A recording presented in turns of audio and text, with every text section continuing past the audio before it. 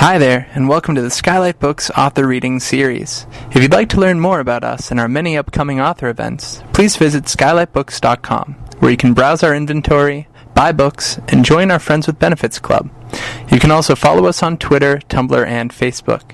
To speak to a real-live bookseller, please call 323-660-1175. Thanks for your support, and enjoy. Without further ado, please welcome Arthur Bradford.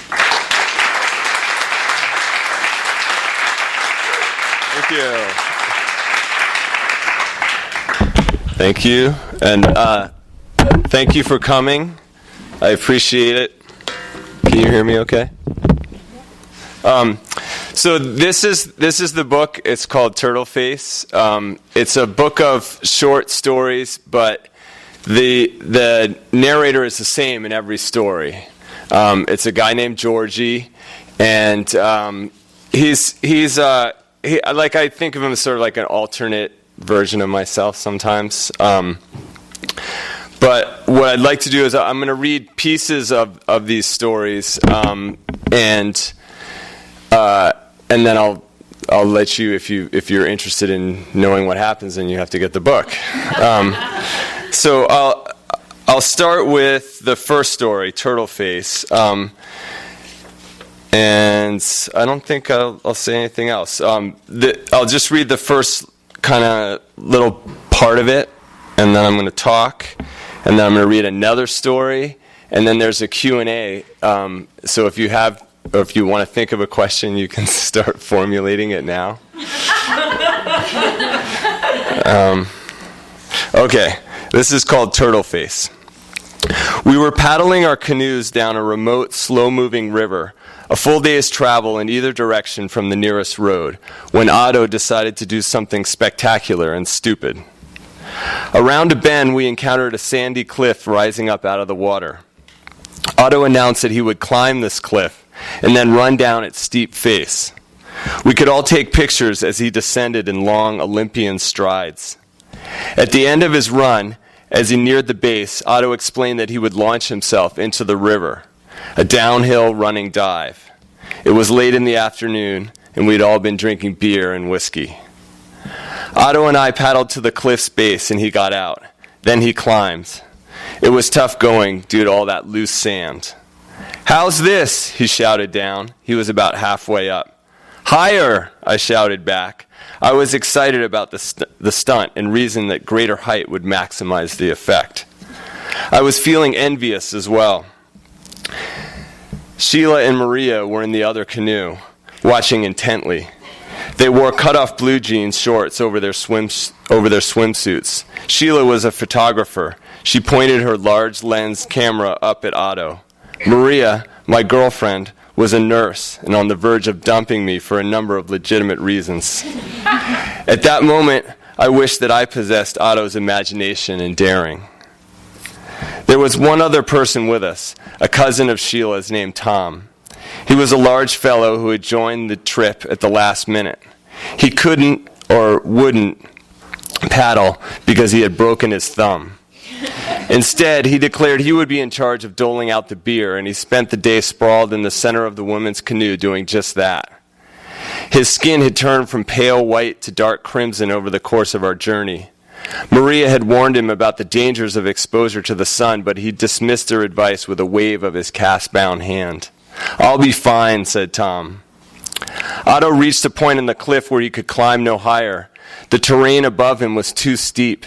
He was perhaps 100 feet above the river now, clinging to exposed tree roots for support. Clods of dirt tumbled down the slope and bounced into the water in front of us. "Do it!" shouted Tom. He threw a half-full can of beer toward the cliff, where it landed without a sound in the sand. "Are you going to pick that up?" asked Maria. "Nope," said Tom. "I'll pick it up," I said. I paddled my canoe back towards the cliff. "Are you ready?" shouted Otto. "Yes," I shouted back. "Where should I dive?" shouted Otto. I could see that Otto was having second thoughts. But the cliff shot straight into the river, and the water below it was dark and deep. It all seemed fine to me. "Go to my left," I shouted back, pointing to a general area. My steps are going to be so long, man. Watch this. Otto gave a half-hearted whoop and leapt into the air. He took one huge stride and then another.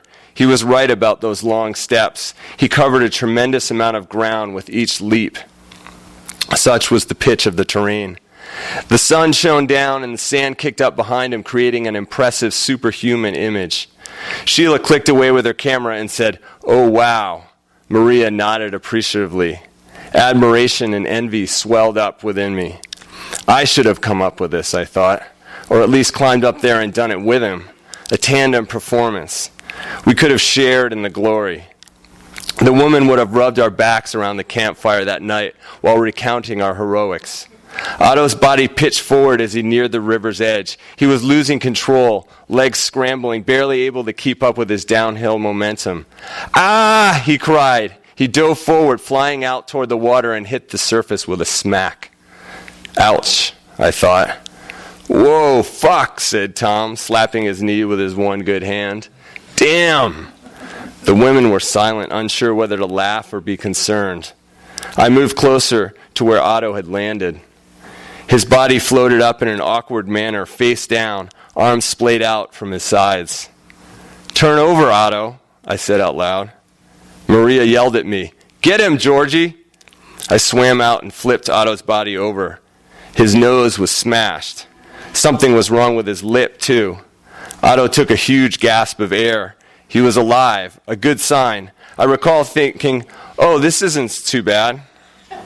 "He's okay," I said to the others. "He's all right." "No, he's not," said Sheila. Blood began to spill from Otto's nose and mouth. Sheila was right. I had been too optimistic. He wasn't okay at all. Where was his blood coming from? What was wrong with his face? It was punched in. Jesus, how did this happen? It was just water.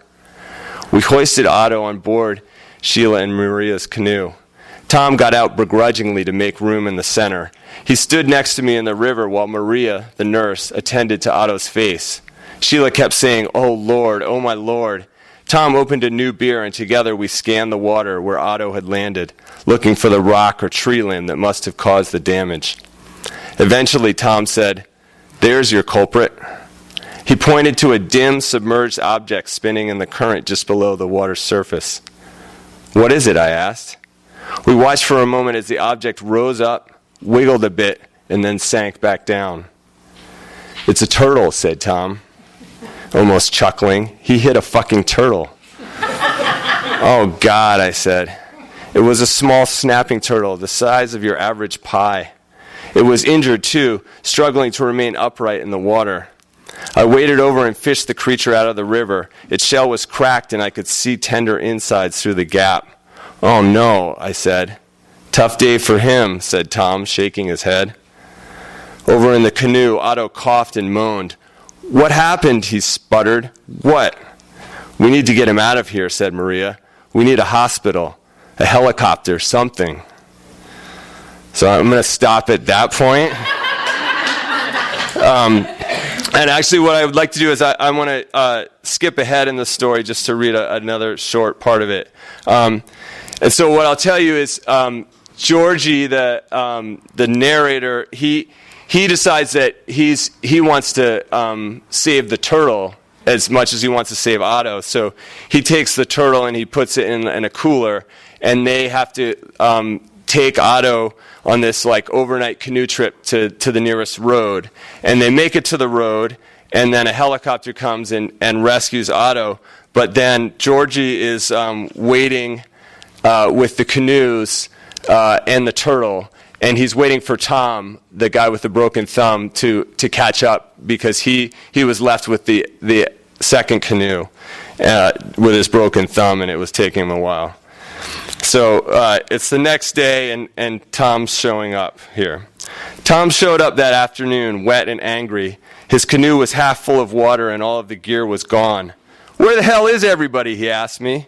"A helicopter came," I said. "They went to the hospital." "A chopper? Here?" "Oh, fuck." Tom held up his hand. The cast over his thumb had mostly crumbled away. "I think I'm going to need a doctor too," he said. "They should have waited for me." Otto was in bad shape, I pointed out. "Yeah, but look at this," said Tom. He motioned toward his swamp canoe. "I could have died back there. You assholes abandoned me." Tom was drunk. Although our gear was gone, he had managed to save a few beers. He offered one to me. "Thanks," I said. The beer tasted terrible, and I felt immediately dizzy because I hadn't eaten anything since the day before. Tom peered into my cooler looking for booze and saw the turtle, cleaned off and wrapped up in duct tape. "Well, look at this," he said. "You're a regular Dr. Dolittle." "He's still alive," I told Tom. "He's not going to survive." "You might be right." "Oh, I'm right. You know what we're going to have to do," said Tom. "What?" "Eat him." "The turtle?" "Right," said Tom. "It's the proper thing to do when you mortally wound an animal in the wild." "I'm not going to eat that turtle," I said. "Look," said Tom, "it's more respectful than letting him die in vain. That little fellow was doing just fine until you and Otto decided to fuck up his day. Now you just want to tape him up and flee the scene. Show some respect, Georgie. It's the least you can do." "Hold on," I said. "What do you mean by you and Otto? It was Otto's decision to run down that cliff. I was just there to provide support. We all were." "I had nothing to do with it," said Tom. "I washed my hands of the matter, except this turtle here. I'll help you make a soup if you want. I'm hungry as hell, and the meat will go bad if we wait much longer. It's the law of the jungle, Georgie. Eat what you kill. Leave no trace." I had no response for this logic except to say that we were not going to eat the turtle, and the matter was no longer up for discussion. About an hour later, we caught a ride to our car in the back of a pickup truck. I held the cooler with the turtle on my lap, trying not to let it bounce too much on the dirt roads. Tom clutched his broken thumb and moaned. So that's that scene. So the reason that this book is called Turtleface is that Otto, he recovers, but he's got like a dented face, and he and Georgie become roommates, and they nurse the turtle back to health. And then Otto, and this is actually true about snapping turtles. If you keep them as a pet, you're supposed to walk them outside. So Otto starts walking the turtle on a leash, and everyone starts calling him Turtleface because of his face and then his pet turtle. And there's more exciting things that happen. But that's the first story in the book. And I want to read from another story in the book called Snakebite. And I want to point out that not every story in this book involves reptiles and like strange injuries. It's just that those are the two that have the beginnings that I like to read. But most of the other stories are just they're good too. They just okay. So this story is called Snakebite. We were riding in a car together, Clifford, his wife Jolene, and I. Clifford was at the wheel, and Jolene sat next to him up front. I was in the back. We were running late on our way to the wedding of a friend named Margaret out in the hills of Virginia. According to Jolene, I was underdressed. I had neglected to bring a tie, and instead of shoes, I was wearing a pair of sneakers. "You look like a jackass," said Jolene. "It's a country wedding," I said. "This is appropriate." Clifford refused to weigh in on the subject, but I did notice he was wearing a tie and some nicely polished shoes. I wondered if maybe someone at the wedding might have an extra tie which I could slip on before the ceremony. Yeah, that's cool, guys. Just have a seat. You guys comfortable? They're friends of mine. I put on a tie afterward, but everyone would know that I was just I could put on a tie afterward, but everyone would know that I was just taking action after the fact. I looked down at my ratty sneakers and realized that Jolene was probably right. I looked like a jackass. We were driving on a country road, and it was spring, a sunny April day in the mountains. Clifford sped along, trying to make up for lost time. The hillsides were green and popping with little white flowers. There were some yellow ones out there, too. Even a person like me, poorly dressed and feeling glum about it, could appreciate the beauty of the day. Jolene said, "Look at this weather. Margaret's a lucky gal." Well, about the weather anyway. Jolene was not fond of Margaret's husband-to-be. He was a lanky plumber's assistant from Culpeper named Luke. I liked him fine, though months earlier I'd actually advised him not to get married. He had confided in me that one night that he was thinking about proposing to Margaret, and I told him that they didn't seem as if they were ready for that. The very next day, Luke bought a ring from the pawn shop and got down on his knee. That's how much my advice was worth to him. Jolene felt that Luke was a simpleton. Quote, simpleton. The wedding was set to take place at a farm. We were about 20 minutes away, nearly there, when we came upon a plump man waving his arms in the middle of the road. His vehicle, an older model Cadillac, was pulled off to the side, and one of his pants legs was rolled up to his knee. Don't stop, said Jolene. We'll be late. I have to stop, said Clifford. He's waving. Drive around him. Clifford slowed down and tried to coast by slowly, but the man flung himself under the hood of our car. Clifford hit the brakes, and the man just lay there on his belly, breathing heavily. Get off, yelled Jolene. I think there's something wrong with him, I said. That's a good observation, said Jolene. Speed up, Cliff. We're late as it is. Don't do that, I said. Clifford was trying to think things over. The man on the hood lifted his head and gazed at us through the windshield, his round face covered in sweat. He had a little brown mustache perched above his small, thin-lipped mouth. Help me, he said to us. Oh, Jesus, said Jolene. I sensed an opportunity here to make myself useful. I opened up my door and got out to confront this fellow. What's going on here, I asked him. The chubby man pointed down toward his ankle, the one with the cuff rolled up. I got bit, he said, wincing. Snake bite. I stepped forward and examined the spot on his leg. There were indeed 2 small red holes, fang marks, I suppose, where a snake or some other small animal had struck him. It didn't look like anything very serious to me. Does it hurt, I asked. Oh, God, yes, said the man. I think my leg's gone numb. Jolene leaned her head out the window and said, Tell this person to please get off of our car. The man gave Jolene a pitiful look and slowly rolled off the hood, landing gingerly on his one good leg. We're late for a wedding, I explained to him. I think I've been poisoned, said the man. I could really use some help. I can't drive like this. My leg's nearly paralyzed. What did the snake look like, I asked. It had stripes and some colors on its head. A little guy. Those are supposed to be the worst kind, right? The little ones? What color was its head, I asked. I didn't know much about snakes, but this seemed like a sensible question. Orange, I think, or red, or maybe white. Get in the car, Georgie, Jolene said to me. We're leaving. The snake-bitten man gazed at me with beady, helpless eyes. They were like 2 raisins set in a mound of dough. Don't leave me here, he said. I'll die. Clifford honked his horn and lurched forward. Please, said the man. I made an executive decision then. Hop in, I said. We'll find a doctor at the wedding. Jolene was disgusted at this development and told Clifford to hit the gas and ditch us both before we could climb in the car. Clifford saw no way out of it, though, and waited until we'd gotten inside before he began to drive. Jolene shook her head and muttered curse words as we picked up speed. She remained unconvinced of our passenger's plight even after we showed her the fang marks on his ankle. It looks like you got bit by a mouse. Are you sure it wasn't a mouse or a rat? I'm quite sure, madame, said the man. His name was Willis Kotcher. He told us that he was on his way to visit a lady acquaintance a few hours south and had stepped out of his car to relieve himself when, as he put it, the serpent struck. Serpent my ass, said Jolene. I don't believe this shit. We can't just bring a stranger to Margaret's wedding. He's dressed for it, I pointed out. This was true. Willis was wearing a light blue suit and, I noted with envy, a sporty tie. I thought about asking him if I could borrow it, but I would have felt badly about putting him at even more of a disadvantage. I realized too late that I should have just asked if he had another tie back in his car. That way I could have put it on as we were driving.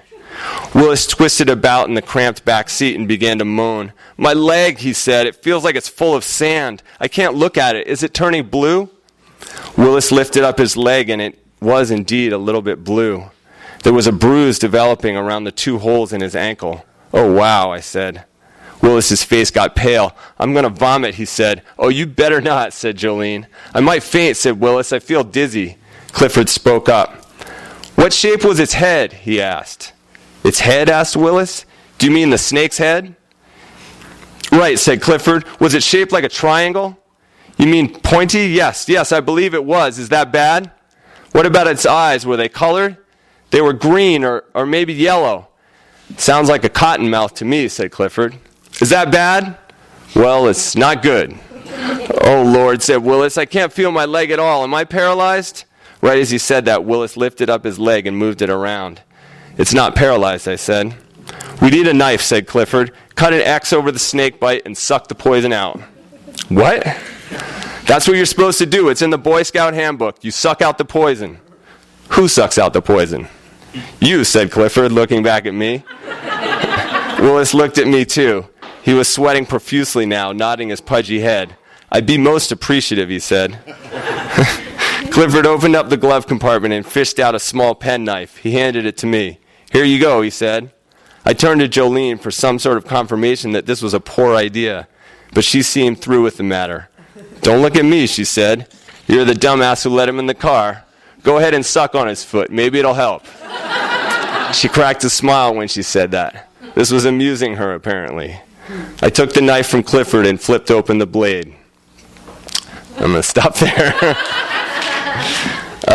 So that's just a taste of what's in this book. Here you go.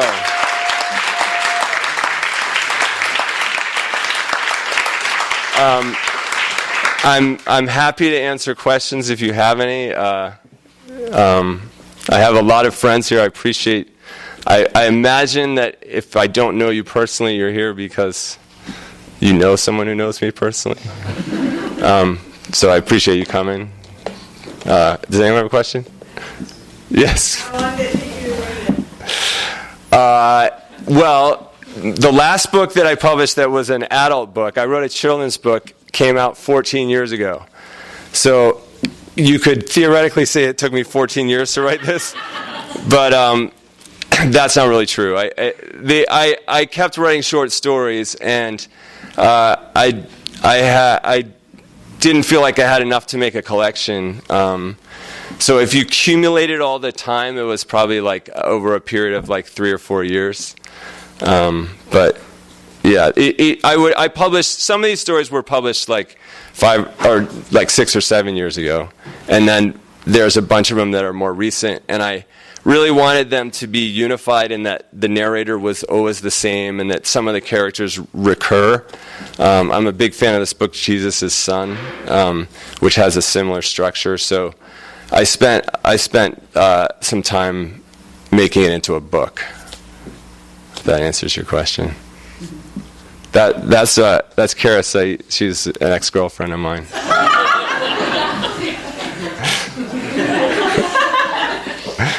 Hey, we don't know each other, which is great. Yeah. But you did come here with someone I do know, so. That's what I raised my hand. That's all. No, just kidding.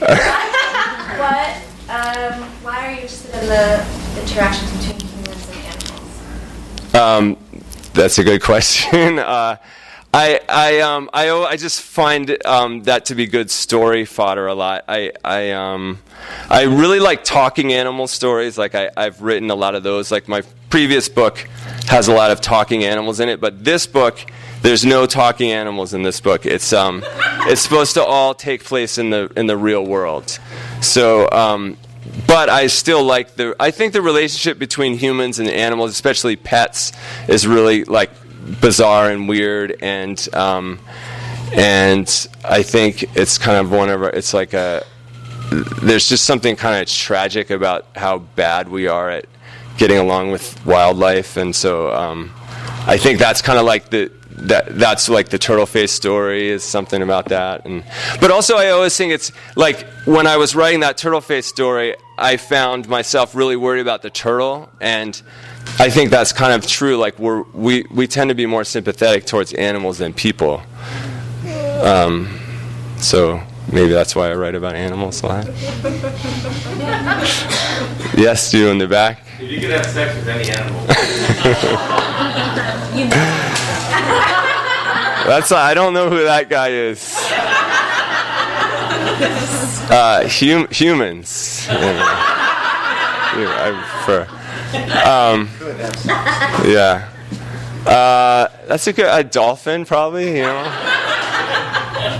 Something that would be kind of interesting, I guess. Dolphin, yeah. This isn't a softball for you to tell everyone that none of the characters are based after me. So, but are the characters based after people you know? You said that the main guy is you, more or less. But like, what about the other people? So this is a friend of mine, Will, is asking if any characters are based on him. Yes. I often base characters on like people that I know. That's definitely true. If I know you, you might be in this book in some way, or like little bits. Like I wouldn't say the main character is based on me. I would say he's like I relate to him, and I often like he's I think I'm a little bit more on the ball than Georgie is. I hope. Yeah. Tanisha. Hi. So what do you think your process is like? What's the connection between your personal, sort of emotional life and the stories? Like, do you think there's a translation, so it's like more subconscious, or are you taking from things that really happen? Like, what's the... Yeah, I think it's a lot of times like something will happen, and then that will make me think of a story that I like. I'm trying to think of like what. Like with the Turtleface story, I went on a camping trip, and we were canoeing, and we were really far from civilization. I kept thinking, what if someone gets hurt? How is that going to play out? And then on a separate time, we were diving into the water, and I kept thinking, like, what if someone hits a rock or something? And I was like, what's the weirdest thing they could hit? And I just thought a turtle. And I guess I've had turtles as pets before, so. There's other stories that are like really like there's a story in here about living in like a house with hippies in Vermont, and I kind of had that experience, and not to like give away too much, but like so at one point Georgie loses his foot in a wood chipper,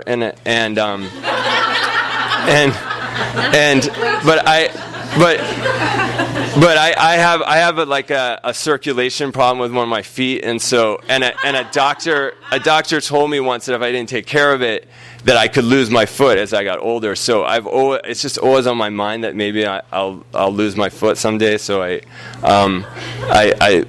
that's like I would write about that. So I think it's like a lot of what if scenarios, I guess. Oh. What kind of dolphin? Well, like a really sleek, sexy one that was in good shape, and yeah. Well, what? Yeah, with the blowhole, nice.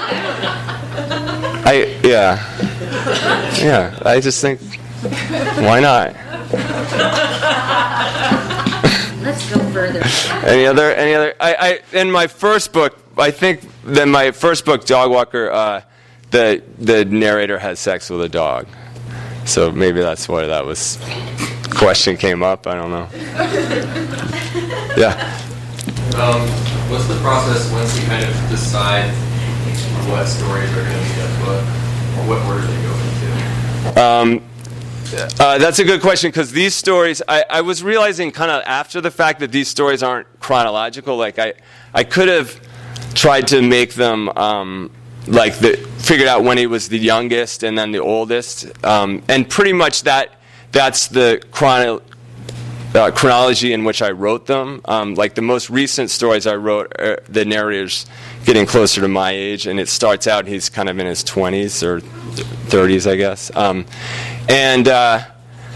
But what I wanted to do, I wanted the Turtleface story to be first because I thought that set a good tone. So that was kind of the first one, and then I didn't want to repeat the similar. Like I didn't want to have the snakebite story right after it, because then I thought people reading the book would just be like, oh, this is a bunch of like reptiles and injuries and stuff. So I tried to separate them in terms of what happens in them, and so I just tried to space them out so they weren't too similar. And the recurring characters, like when he loses his foot, there's another story that references that comes later. But it's a little bit random. It's definitely not like you're reading about the beginning of his life and the end of his life. And there's not like an arc in that the narrator has learned something at the end. I think within each story there's an arc, but I don't think there's an overall arc to them. I realize who you are. We've emailed, but I just met you first. Yeah. What's your relationship with Dennis Johnson? Because isn't he a character in... Right. Good observation. Yeah. So when I lived in Austin, Texas, I ended up in a writing class with Dennis Johnson, and I was a huge admirer of his work, especially Jesus' Son. And there's a character in Jesus' Son named Georgie, who was one of my favorite characters in literature. So I totally stole that name from him. And this character isn't supposed to be that character, but Dennis is a really friendly guy. He was really helpful to me. A lot of the stories in Dog Walker he had read and gave comments about, and continued to be really supportive. He's really supportive to young writers, and I'm still in touch with him. So yeah, there's and you could go through this book and I could point out for instance when the guy throws himself on the hood of the car in that story that I just read, that happens in a Dennis Johnson book. I always thought it was funny, so I took it from him. There's more than that. There's more than one of those in this book, I would say. I really love your first book. And thanks. I don't know anybody. Good, yeah. Thanks. The thing I like about it is that the narrators are just so incredibly sincere. You just want to hug them. You almost feel sorry for them. And it just occurred to me, one of the things about them is they seem like they never get the big picture. They're always reacting in the moment without getting the big picture. Do you plan it like that, or is that just the voice that comes out? I kind of admire that worldview, like the person who's really open to things and non-judgmental, and so I know what you mean. I definitely was trying for that. Like I wanted to create a narrator, and it's a really similar traits in Georgie here. Is someone who's just like, if someone asks him for a ride, he gives him a ride. If someone says like, "Hey, I need to crash at your place for like a month," he'll be like, "Okay, sure." And I've always found that to be like, I can't really do it myself because I don't. But I admire that when people do that. They expose themselves to all sorts of weirdness and stuff. And like the guy that was the main character of Mouse. He wasn't a bad guy, but he's trying to cheat on his picture. Right. And he just seemed like he was reacting in the moment to all this stuff without just any thought at all.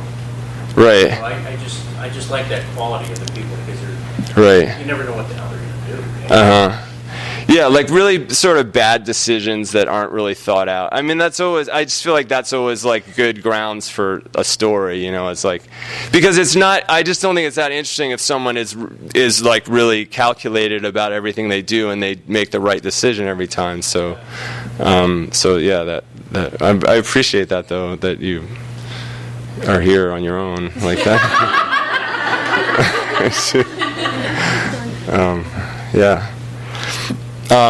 Any other questions? Anything? I'm happy to talk more, but I'll sign the books, and I do really appreciate you coming to say hi. So that's it.